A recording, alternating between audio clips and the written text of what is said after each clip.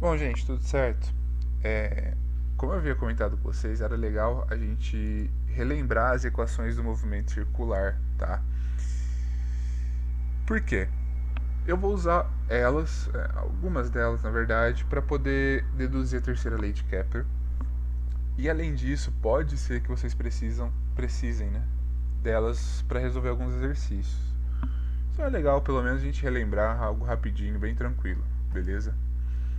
Vamos analisar a seguinte situação, ó. Imagina que a gente tem um corpinho, sei lá, vou desenhar aqui um corpinho roxo que vai sair desse ponto e vai chegar nesse ponto.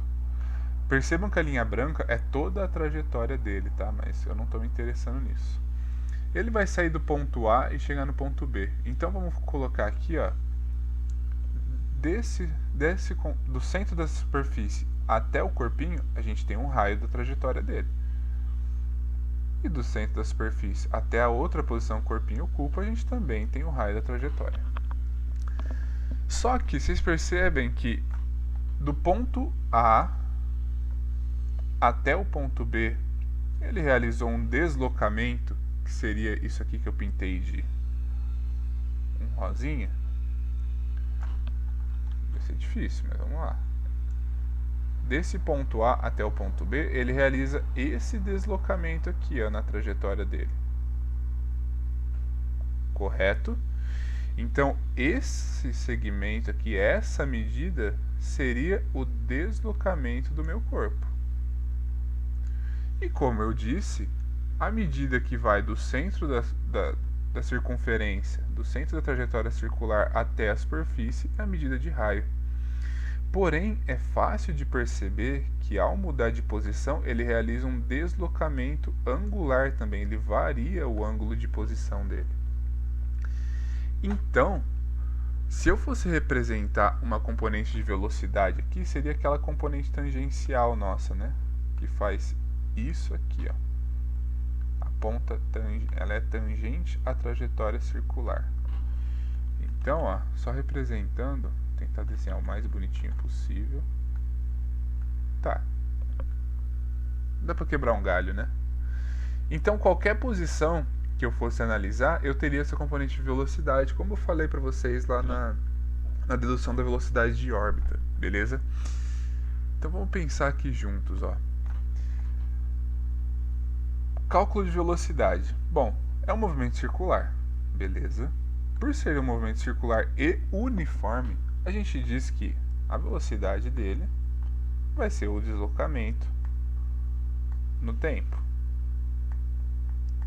Porém, esse deslocamento não é um deslocamento linear como no movimento retilíneo uniforme, não é algo retilíneo, é algo circular.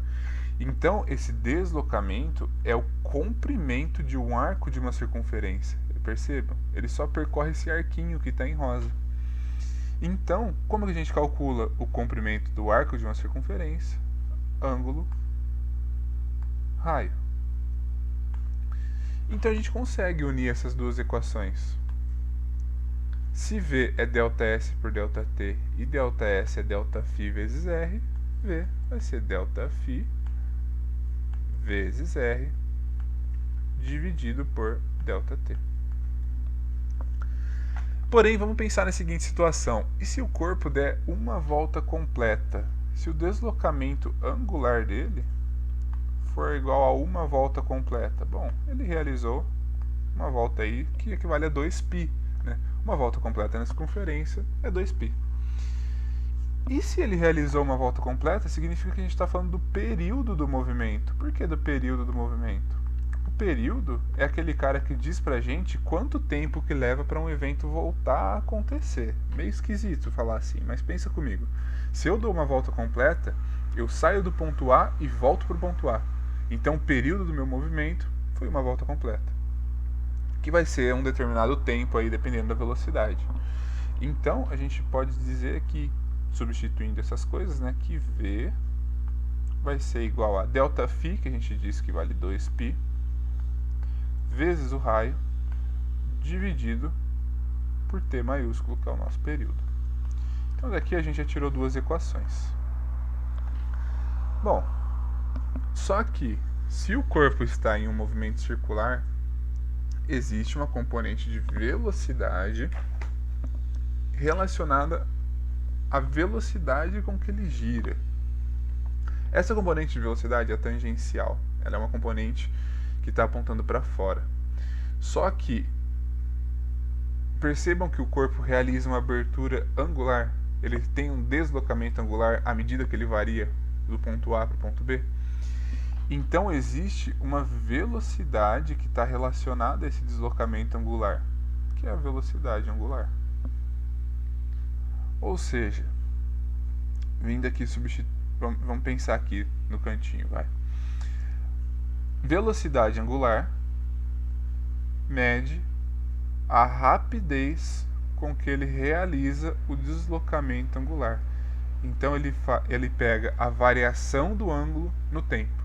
Assim como a velocidade mede o deslocamento linear, o deslocamento no tempo, a velocidade angular mede o deslocamento angular no tempo.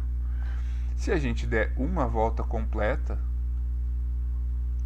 a gente está percorrendo 2π e o nosso tempo vai ser o período.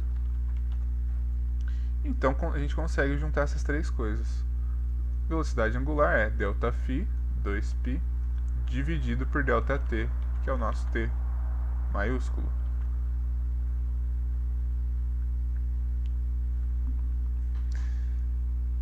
Só que existe uma relação entre período e frequência. Qual que é? O período é igual ao inverso da frequência. Então a frequência também é o inverso do período. E por que eu estou falando disso?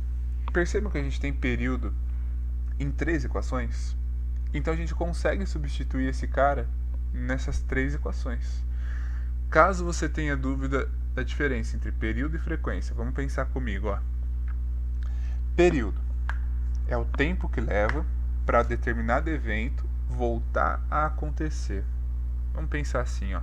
Você tem que tomar um remédio de 8 em 8 horas, tá? Qual que é o período de você tomar o remédio? Qual que é o evento? Tomar remédio. Beleza? Qual que é o período? 8 em 8 horas. A cada 8 horas, você toma o remédio. E qual é a frequência desse evento? 3 vezes por dia. Você toma um remédio às 8 da manhã, outra vez o remédio às 16 horas, e outra vez você toma o remédio às 24 horas, totalizando 3 vezes em um dia. Ou seja, período 8 em 8 horas. Período 8 horas. Frequência 3 vezes por dia. Beleza? Quanto maior o período, menor a frequência e vice-versa. Então, vamos substituir essa relaçãozinha aqui nessas equações, ó. Vamos chamar essa aqui de equação 1 e vamos chamar essa aqui de equação 2. Na equação 1, a gente tem que V é igual a 2πr sobre t. Só que a gente tem que t é igual a 1 sobre... Desculpa, vou colocar o contrário já. Que f é igual a 1 sobre t. Então, juntando essas duas coisas, v é igual a 2πrf. A gente tem também na equação 2 que... Cabe aqui embaixo, cabe. Na equação 2 que ômega, deslocamento, velocidade angular, é igual a 2π, que é o nosso ΔΦ, dividido por ΔT, que é o nosso período nesse caso aí. Como frequência é igual a 1 sobre período, a gente diz que velocidade angular, né, como f é igual a 1 sobre t, a gente junta essas coisas aqui e diz que velocidade angular vai ser igual a 2πf. Então percebam, ó, a gente chegou em novas equações aqui. Só que, se a gente parar para perceber uma coisa, elas conseguem se relacionar todas em uma igualdade só. Porque vamos pensar ali, ó, nessa primeira equação aqui, ó, V, vou tentar fazer pequenininho aqui para caber, ó. V é igual a delta φ, perdão, vamos começar por essa, ó, delta φ vezes R dividido por delta T. Passa o R dividindo, V sobre R é igual a delta φ sobre delta T. Beleza. Só que a gente tem uma outra equação ali que também é igual a delta φ sobre delta T. A gente tem que velocidade angular é igual a delta φ por delta T. Beleza. Percebi que essas duas já se relacionam de alguma forma. Vamos olhar para essa equação aqui, ó. Vou circular aqui para a gente ficar mais fácil. Vamos olhar para essa equação aqui agora, ó. V é igual a 2π R sobre T. Passa o R dividindo, V sobre R é igual a 2π sobre T. Mas a gente tem uma equação também que se escreve assim, que é a nossa velocidade angular. Velocidade angular é igual a 2π sobre T. Beleza. Elas se relacionam também e se relacionam com a de cima ao mesmo tempo. Legal. Agora vamos olhar para essa aqui, ó. V é igual a 2π RF. Então, se a gente passar o R dividindo, V sobre R é igual a 2πf. Espera aí, mas eu também já tenho uma equação que se relaciona desse jeito com frequência. Então, ômega também é igual a 2πf. Ou seja, a gente consegue relacionar todo esse bloco aqui de equações numa coisa só. Repara, deslocamento angular, velocidade angular, desculpa, não é igual ao deslocamento angular pelo tempo? Então vamos escrever isso assim, ó. Deslocamento angular é igual, velocidade angular é igual ao deslocamento angular pelo tempo. Porém, velocidade dividido por raio também é igual a isso. Então isso também é igual a velocidade dividida por raio. Porém, velocidade dividida por raio é igual a 2π sobre t, e velocidade angular também é igual a 2π sobre t. Então isso também é igual a 2π sobre t. Só que 2π sobre t, a gente chegou ali nas outras equações que é a mesma coisa que escrever 2πf, apenas usando que a frequência é a inversa do período. Então isso também vai ser igual a 2πf. Ou seja, a gente consegue montar uma igualdade com 5 equações. E como que fica isso? Vamos só organizar de uma maneira mais amigável. Ó. Vamos construir a linha de raciocínio. Velocidade angular é igual a deslocamento angular pelo tempo. No caso de uma volta completa, o deslocamento angular vale 2π. E o tempo é o período.